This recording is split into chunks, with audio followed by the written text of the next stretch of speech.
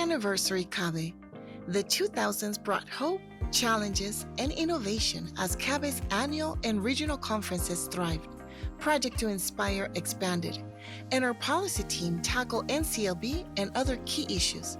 And dual language immersion emerged as a highly effective model. CABE brought hope and inspiration in changing times. I think one of the key impacts of CABE over the 50 years has been community.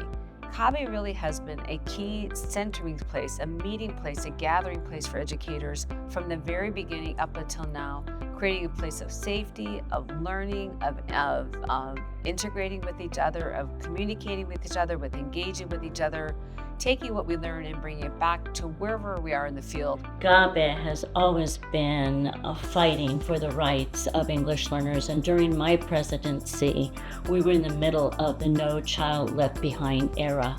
At that time, programs were being dismantled because districts were being put in program improvement, and then the curriculum was being narrowed. So dual immersion in the early 2000s was really our main path after it became so difficult to host other types of bilingual programs, and when we had Thomas and Claudia's research and other research to show us how powerful it was and how superior it could be to other program models. CABE has been a leader in this work because when they started Project Inspire, they looked at systems and what a system needed. It looked at research-based practice, promising practices like conocimiento, community learning theory from Dr. Roberto Vargas. The CABE also looked at the dual capacity building framework from Harvard and how that work really focuses on providing support and leadership for families, but also for the staff. CABE ignites the light in our parents. And when they do that, they're able to go out and light other people's hearts with sharing and building community and just being connected for the purpose of their children and the community that they live in. I see that parents and paraeducators are getting more and more involved. Why? Because CABE is giving them the resources for them to be successful with their children and also with our students. The period from 2010 to 2020 brought about significant changes in policy and practice, and CABE and its partners responded with dynamic advocacy and programming. But then Prop 58, that was a game changer for our students and our families. And we came through together as Californians, as teachers, as educators, as citizens. We came through in that Proposition 58, which won by 73%. And it was the foundation, it was a springboard for further action that we did together. And that included the Seal of Biliteracy, it's included our work on Global California 2030. I initiated that as a means of focusing our schools and faculty to really get a higher percentage of bilingual teachers and a large percentage of our students to be bilingual. CABE has to be one of the main organizations that have been a champion and advocate, a real serious partner to the Department of Ed, State Board, CTC, Governor's Office, Legislature, Department of Finance. I mean, there's not an organization or state agency that they don't have a relationship with. Those relationships help us to form coalitions. Those relationships help us to also rely on other organizations to work collaboratively. We've had a great relationship, this ongoing relationship with Californians Together, where we've just had numerous sponsored bills. We've been able to do joint advocacy on policy and fiscal goals, and we've been able to be very successful. Here's what I say to folks all the time is I'm like, work with your associations. I mean, people feel like policy is somewhere inaccessible and out there, or something's happening to you rather than you happening with it. And I think CABE is a perfect example of how the voice of a few can be amplified into many. So CABE has been very critical in the last 50 years to provide guidance, advocate for English learners, have impact on policy, creating future leaders, and has made a huge impact in the supporting dual immersion programs across the state.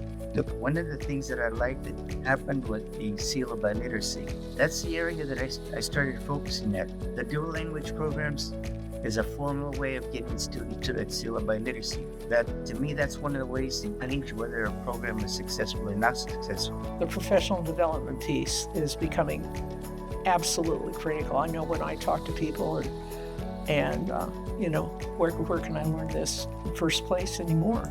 Is now CAVE professional development. Why go anywhere else? We provide a lot of professional learning in areas that have to do with English learners, multilingual learners, supporting with best practices for language development.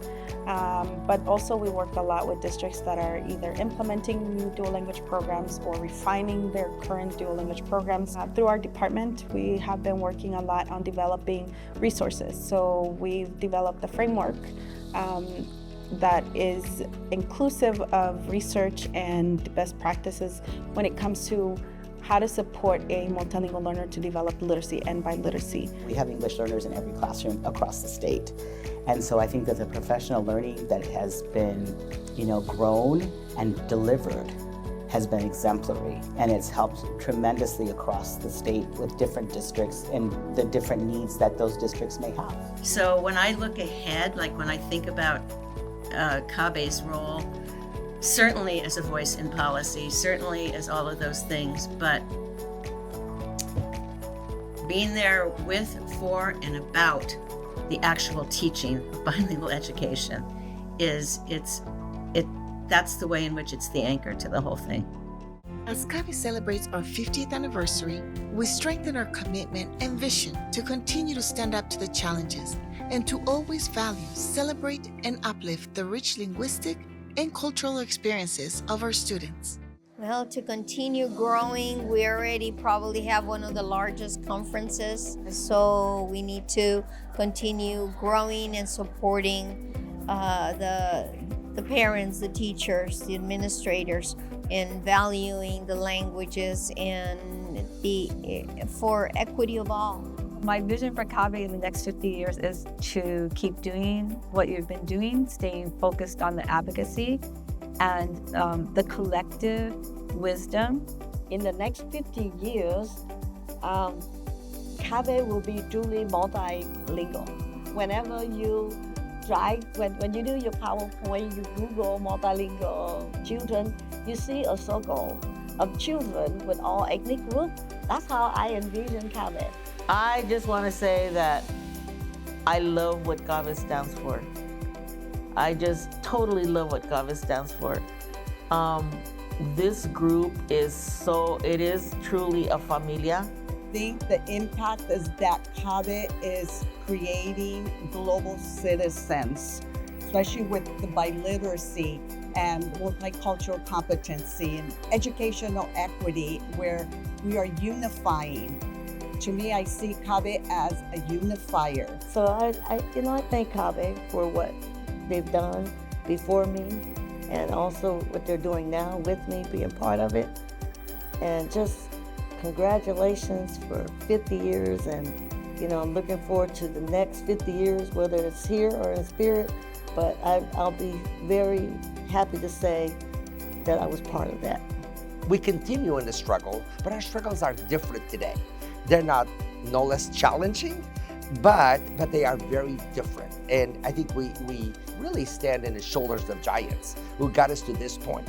I have been lucky enough to have met people who were part of that initial movement of CAVE. And through their storytelling, through the experience that they have shared with us, I do see the results of the work of those that came before us in terms of what we are doing today as a CAVE.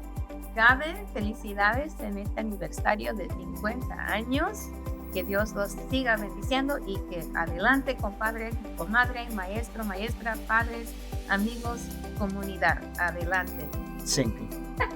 Felicidades, CAVE, 50 años. Happy anniversary, CAVE, 50 years. Here's to the 50 years of leadership, joy, and love that you have brought to this state and to the world.